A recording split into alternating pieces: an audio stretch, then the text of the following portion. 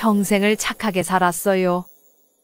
특히 돈이 급하다는 사람은 한 번도 거절해 본 적이 없었죠. 얼마 전 교회에서 매주 보던 후배가 찾아왔어요. 형님, 좋은 투자처가 있는데 3천만 원만 빌려주시면 2배로 늘려갚겠습니다. 하는데 매주 예배당에서 마주치던 얼굴인데 어떻게 의심할 수 있었겠습니까? 그런데 알고 보니 그게 다단계 사기였더라고요.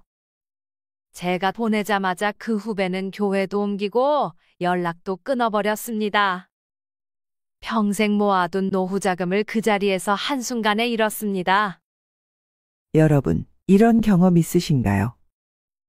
어떤 사람은 참 매정하고 불친절한데도 사람들한테 인정받는 반면 착하게 살고 도움도 많이 주는데도 자꾸 무시당하는 경험 말입니다. 우리는 어릴 때부터 착하게 살아야 복을 받는다고 배워왔습니다. 그런데 왜 현실은 정반대일까요? 왜 착할수록 사람들은 더 무시하고 오히려 불친절하고 무심한 사람을 더 존중하는 걸까요? 오늘은 우리 선조들이 수천 년간 증명해온 지혜를 통해 왜 너무 친절한 사람이 존중받지 못하는지, 그리고 어떻게 하면 사람들에게 존중받으며 살 수 있는지 3가지 핵심 비법을 알려드리겠습니다. 이 영상을 끝까지 보시면 여러분의 착한 마음이 더 이상 이용당하지 않고 오히려 선한 영향력으로 더 큰 존중을 받게 되실 겁니다. 주제가 마음에 드신다면 구독과 좋아요 버튼 한 번씩 눌러주세요. 여러분의 응원이 더 좋은 콘텐츠를 만드는 힘이 됩니다. 여러분, 착한 사람은 늘 무시당한다는 이야기를 들으면 안타깝고 분통이 터지실 겁니다. 하지만 더 깊이 들여다보면 사람들이 우리에게 함부로 대하는 건 단순히 우리가 친절해서가 아닙니다. 이는 관계의 주도권과 관련이 있습니다. 한번 생각해 보세요. 박명수나 김구라처럼 거침없이 독설을 하는 사람들은 오히려 솔직하다, 시원시원하다는 평가를 받습니다.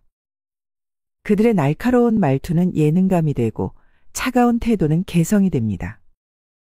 왜 그럴까요?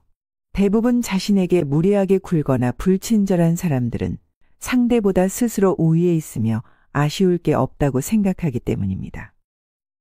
승진을 좌우하는 상사거나 생활비를 주는 자녀거나 내가 호감을 보이는 이성일 때, 즉 우리가 그들에게 아쉬운 것이 있을 때 그들은 우리를 함부로 대하기 쉽습니다.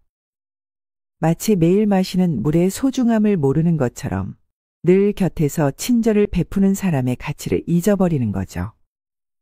그래서 무조건적으로 친절만 베풀면 당하기 쉽습니다. 옛 성현들은 이를 꿰뚫어보고 이런 말씀을 하셨습니다.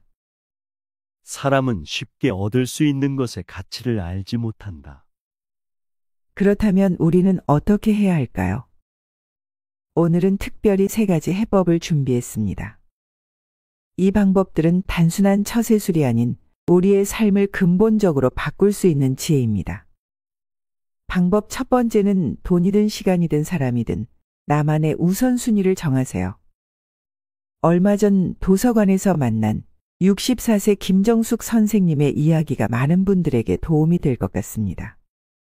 퇴직하고 나니까 모두가 제 시간을 공짜라고 생각하더라고요. 새벽에도 전화가 오고 주말에도 불려다니고 손주 봐달라, 밑반찬 해달라, 모임 나오라. 하루 종일 남 도와주느라 정작 저는 병원 갈 시간도 없더라고요. 보다 못한 저는 매일 아침 8시부터 오후 5시까지는 나의 근무 시간이라 정하고 그 시간엔 연락을 일절 받지 않았습니다. 회사 다닐 때는 그렇게 규칙적으로 살았는데 퇴직하고 나니 온종일 남 눈치 보느라 정작 제 시간은 없더라고요. 이 시간만큼은 온전히 나를 위한 시간으로 쓰겠다고 결심했습니다. 처음에는 주변에서 원망도 많이 들었습니다. 요즘 할머니가 이기적인 것 같아. 퇴직했으면 시간도 많을 텐데 왜 이러시나? 그럼에도 저는 한 달 동안 이 악물고 단호하게 대했습니다. 죄송하지만 지금은 제 운동 시간이라 어렵네요.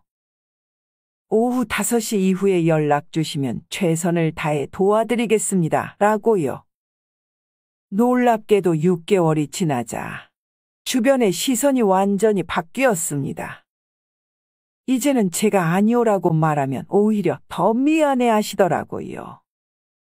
선생님 시간에 맞춰서 다음에 부탁드릴게요 하면서, 그리고 기준을 내 시간에 두고 도와줄 수 있을 때 도와주니까 상대방은 더 진심으로 감사해야 하는 게 느껴지더라고요.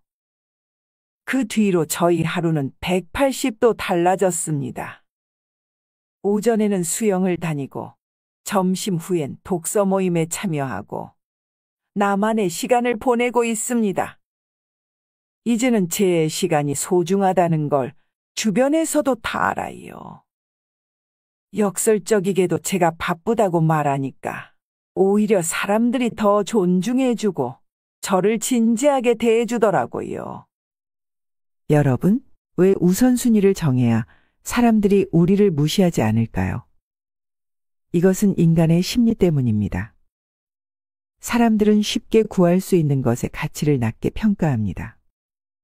마치 편의점 음료수처럼 언제든 살 수 있다고 생각하면 그만큼 소중히 여기지 않는 거죠. 우리의 시간도 마찬가지입니다. 저 사람은 어차피 시간 많으니까 부탁하면 늘 들어주겠지. 이렇게 생각하는 순간 우리의 가치는 떨어지기 시작합니다. 김 선생님의 사례를 보면 확실히 아시겠죠? 퇴직 전에는 바빠서 약속을 잡기 어려웠기에 모두가 그분의 시간을 소중히 여겼습니다. 하지만 퇴직 후에는 시간 많은 사람이 되는 순간 모두가 함부로 시간을 요구하기 시작했죠. 이것이 바로 우선순위가 필요한 이유입니다. 우리가 바쁜 사람, 계획이 있는 사람이 되는 순간 사람들은 우리의 시간에 새로운 가치를 부여하기 시작합니다. 김 선생님은 요즘 수영도 다니시고 독서 모임도 하시네. 아, 그분한테는 미리 약속을 잡아야겠구나. 중요한 일이 아니면 방해하지 말아야겠다. 우선순위를 정하는 것은 단순한 시간 관리가 아닙니다. 이는 나의 가치를 높이는 가장 확실한 방법입니다. 부탁을 거절하는 것이 어렵게 느껴지나요? 그렇다면 이렇게 생각해 보세요. 내 시간에 우선순위를 두지 않으면 결국 누구도 나를 우선순위에 두지 않는다. 두 번째, 외모를 가꾸고 자기 관리를 하세요. 퇴직하고 나서 처음 몇 달은 정말 편하게 살았어요. 운동복 차림으로 하루 종일 지내고 머리도 대충 하고 다녔죠. 편했지만 묘하게 사람들의 태도가 달라지는 걸 느꼈어요. 마트 직원도, 은행 창구 직원도, 심지어 자녀들까지 마치 시간 많고 한가한 노인처럼 대하더라고요. 그보다 꾸미지 않으니까 스스로 자존감도 이상하게 떨어지더라고요. 공자는 이런 말을 했습니다. 그릇이 비었다고 해서 함부로 다루지 말라. 언젠가 그 안에 무엇이 담길지 모르는 일이다. 우리의 모습도 마찬가지입니다. 내가 나를 어떻게 대하느냐가 남이 나를 어떻게 대할지를 결정합니다. 어느 날 박 선생님은 충격적인 조언을 듣게 됩니다. 아버님, 솔직히 말씀드려도 될까요? 요즘 아버님을 보면 조금 안타까워요. 퇴직 전에는 항상 당당하고 카리스마 넘치셨는데 요즘은 그냥 동네 할아버지처럼 보이세요. 이 말을 들은 후 박 선생님은 180도 달라지기로 결심했습니다. 매일 아침 출근하듯 정장을 차려입고 머리도 깔끔하게 다듬고 구두도 반질반질 닦았습니다. 걸음걸이도 힘있게 허리도 꼿꼿이 폈죠. 천금을 들여 좋은 집을 사도 그 집을 관리하지 않으면 초라해지는 법이다. 마찬가지로 우리의 모습도 매일매일 가꾸지 않으면 그 가치를 잃게 된다. 그 뒤로 놀랍게도 신기한 변화가 일어났습니다. 똑같은 마트, 똑같은 은행을 가도 사람들의 태도가 확연히 달라진 겁니다. 어르신, 이쪽으로 앉으세요. 선생님, 어떤 업무를 도와드릴까요? 왜 이런 변화가 일어났을까요? 자기 관리는 결코 허영이 아닙니다. 상대방에게 무의식적으로 3가지 메시지를 보내는 효과가 있습니다. 첫째, 나는 여전히 성장하고 있는 사람입니다. 둘째, 나는 결코 포기하지 않는 사람입니다. 셋째, 나는 나 자신을 사랑하는 사람입니다. 제가 수년간 상담을 하며 깨달은 것이 있습니다. 자신을 관리하는 사람은 절대 무시당하지 않는다는 것입니다. 그들은 은퇴했어도 여전히 당당하고 나이가 들어도 늘 존중받습니다. 여러분도 오늘부터 시작하세요. 거울 앞에 서서 자신을 바라보며 당신은 충분히 가치 있는 사람입니다라고 매일 아침 되뇌어보고 성장하세요. 그리고 외모를 가꾸세요. 깔끔한 옷차림, 바른 자세, 밝은 미소. 이 작은 변화들이 모여 우리의 삶을 완전히 바꿀 것입니다. 3번째, 받을 게 있으면 받고 도와달라고 똑똑하게 요청하세요. 여러분, 이런 경험 있으신가요? 이 정도는 내가 해결해야지 하며 혼자서 완벽해지려 노력한 적이요.